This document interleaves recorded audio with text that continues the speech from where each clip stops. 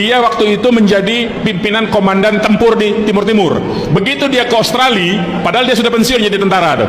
Begitu dia ke Australia, polisi Australia mengeluarkan surat penangkapan, dia tidak berani keluar dari airport, langsung balik lagi ke Indonesia. Kan efektif juga sebetulnya, walaupun dia tidak sempat ditangkap. Nah, jadi kita mau melakukan hal yang sama dalam konteks KM 50 ini. Nah, orang-orangnya siapa? Nanti kalau gugatannya sudah kita daftarkan di luar negeri itu baru kita umumkan siapa-siapa orang yang ketika dia di negara itu dia akan ditangkap. Jadi nanti itu kita akan sebarkan. Jadi itu mungkin yang bisa saya berikan informasinya, supaya dengan maksud supaya apa? Supaya kita semua terus menuntut KM 50 ini, bahwa KM 50 ini belum selesai dengan dibebaskannya, dilepaskannya, bukan dibebaskannya, diputus onslah namanya itu. Jadi di pengadilan itu ada putusan bersifat prispa, ada yang putusan bersifat onslah.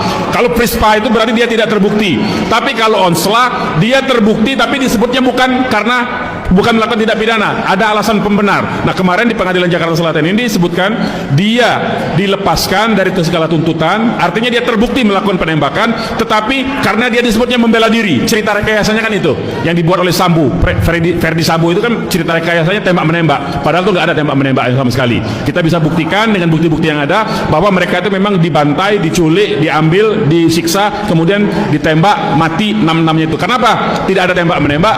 6-6-nya mendapatkan tembakan di dada, di jantung, tembakan mematikan semua. Kalau tembak menembak ada yang kena kaki, ada yang kena kuping, ada yang kena kelingking. Nah, itu baru tembak menembak karena nggak sengaja kan.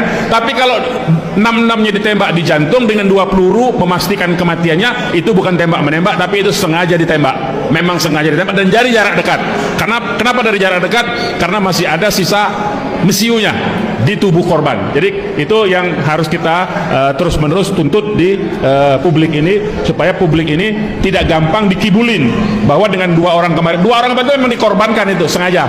Memang begitulah cerita rekayasa. Itu juga yang membuktikan bahwa mulai dari institusi penegak hukum, mulai dari aparat penegak hukum sampai dengan pengadilannya pun ikut terlibat menutupi kasus itu. Kan pengadilan Jakarta Selatan itu sebetulnya ikut terlibat. Terlibatnya kenapa? Seolah-olah memang betul-betul ada kejadian tembak menembak dan membebaskan orang itu kan sebetulnya bagian dari rekayasa. Itulah yang disebut dengan rencana yang sistematis dalam kategori unsur pelanggaran HAM berat itu. Jadi itu yang membuktikan bahwa itu pelanggaran HAM. Demikian.